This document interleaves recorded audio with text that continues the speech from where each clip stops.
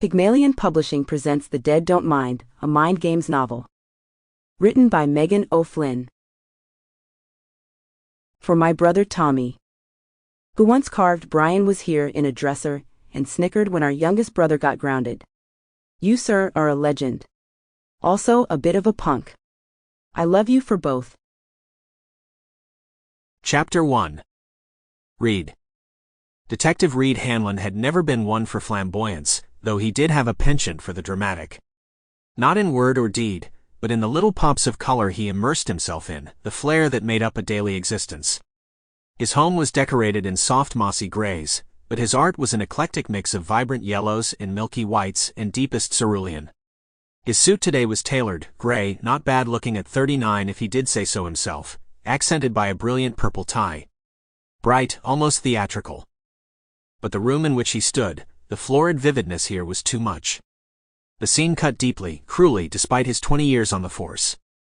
If he ever found himself numb to the horrors of the job, that would be a sign that he should quit.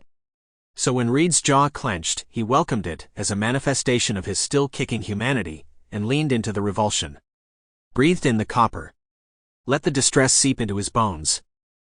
It wasn't that the house itself was odd. It was hard to make a cookie-cutter middle-class abode strange without triggering a citation from the law. Average-sized rooms, coffee tables hewn in richly stained mahogany.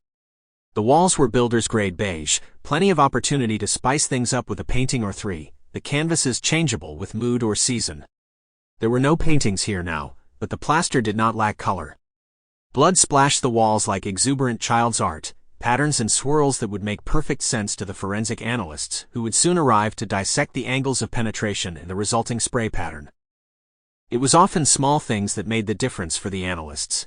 A tiny dot on a far wall or the level of shine on a congealing puddle. The freshness of the scene should help. Lucky that. He might not be here at all had it not been for the tiny smudge of claret on the inside of the window glass. I was on my bike when I saw the blood, the child had said. 10 years old, swimming in an oversized sweatshirt that matched his giant blue eyes, his freckled cheeks damp with tears. You have good instincts, Mr. Cole Bishop, Reid had said. Sharp like a hawk. They liked phrases like that here in Fernborn, Indiana. It softened the blow, made one imagine the flight of the hawk instead of the wriggling death clutched in its talons.